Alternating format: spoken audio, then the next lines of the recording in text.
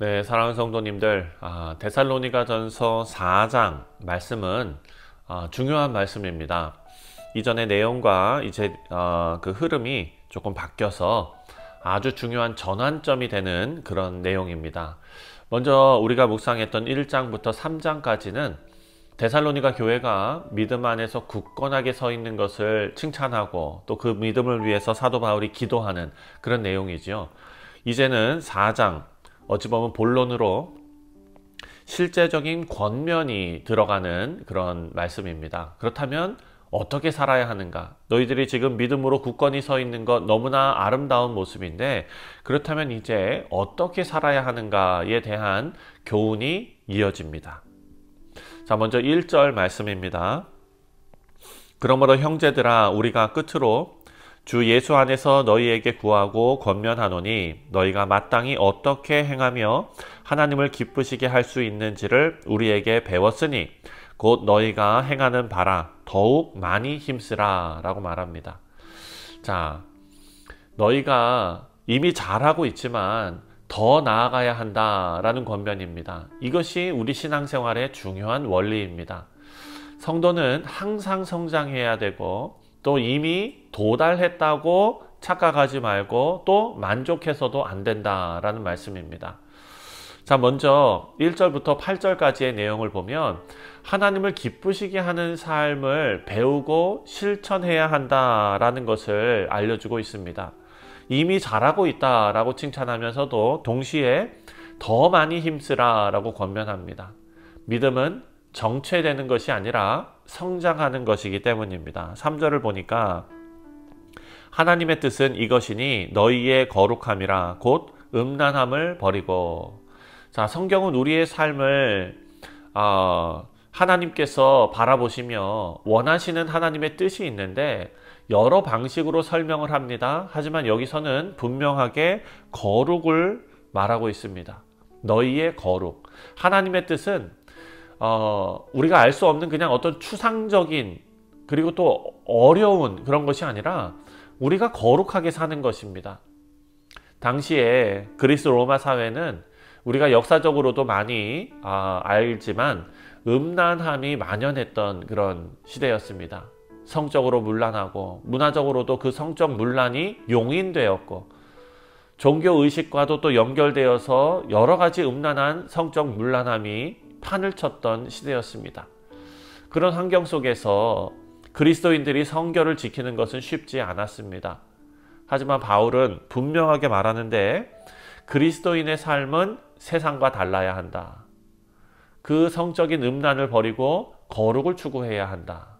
그래서 4절부터 5절까지에 보면 각각 거룩함과 존귀함으로 자기의 아내 대할 줄을 알고 하나님을 모르는 이방인과 같이 세욕을 따르지 말고. 우리의 몸은 내 마음대로 사용할 도구가 아니라 거룩하게 관리해야 할 하나님의 성전이다 라고 말하는 것입니다. 몸을 통해서 하나님의 영광이 드러난다. 6절을 보니까 이 일에 분수를 넘어 형제를 해하지 말라. 이는 우리가 너희에게 미리 말하고 증언한 것과 같이 이 모든 일에 주께서 신원하여 주심이니라. 바울은 지금 이 모든 일에 주께서 하나님께서 신원하여 주시기 때문이다 라고 말합니다. 하나님은 성도의 몸과 관계를 거룩하게 지켜보신다 라는 뜻입니다. 사랑하는 성도님들, 이 성적 죄는 단순히 개인의 잘못이 아니라 다른 사람의 삶을 파괴하는 죄이기도 합니다. 그래서 무섭습니다. 또 7절과 8절 말씀을 보니까 거룩한 삶의 근거를 다시 강조하는데요. 7절에 하나님이 우리를 부르심은 부정하게 하심이 아니요 거룩하게 하심이니 그러므로 저버리는 자는 사람을 저버림이 아니요 너희에게 그의 성령을 주신 하나님을 저버림이니라. 성결을 거부하는 것, 거룩함을 거부하는 것은 단순히 목회자의 권면 혹은 부모의 권면, 이런 사람의 권면을 무시하는 것이 아니라 우리를 거룩하게 하시는 하나님을 거부하는 것이다 라고 강하게 말합니다. 자, 이제 또 두 번째로 9절부터 12절까지의 내용을 보면 형제 사랑에 대해서, 거룩한 정직한 생활에 대해서 권면합니다. 첫 번째는 음란함에 대해서 성결함을 강조했고, 이제 두 번째는 형제 사랑입니다. 정직한 생활입니다. 자, 9절 말씀에 형제 사랑에 관하여는 너희에게 쓸 것이 없음은 너희들 자신이 하나님의 가르치심을 받아 서로 사랑함이라. 자, 성령께서 이미 그들의 마음에 사랑을 가르치셨다라는 의미입니다. 이어서 10절을 보니까 너희가 온 마게도니아 모든 형제에 대하여 과연 이것을 행하도다. 형제들아 권하노니 더욱 그렇게 행하고. 그 교회 안에서 형제들을 사랑하고 보듬고 정말 돕는 그런 일이 마게도니아 온 지역까지 다 미쳤다라고 칭찬합니다. 그렇지만 더 많이 하라, 더욱 많이 하라 라고 권면하고 있습니다. 사랑은 끝이 없습니다. 항상 풍성해져야 합니다.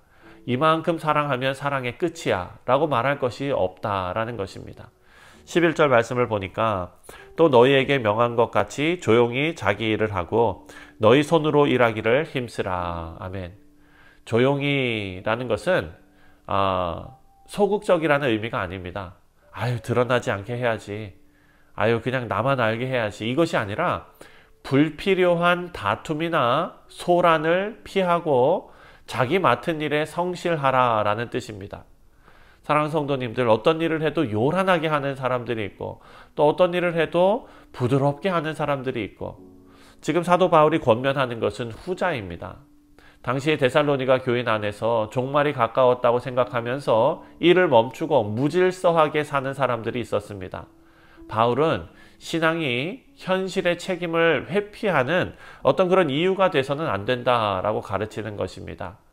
너무 요란하게 정말 믿음 생활하는 것, 신앙 생활하는 것도 너무 요란하게 그런 식으로 하는 것이 아니라 각자 맡은 바 하나님께서 주신 소명과 사명대로 교회 안팎에서 자신의 생각, 무질서하게 사는 것을 다 내려놓고 하나님 앞에 하나님의 말씀이 이끄시는 그런 일에 성실하게 충성을 다하는 것을 의미하는 것입니다. 12절에 이는 외인에 대하여 단정히 행하고 또한 아무 궁핍함이 없게 하려 함이라.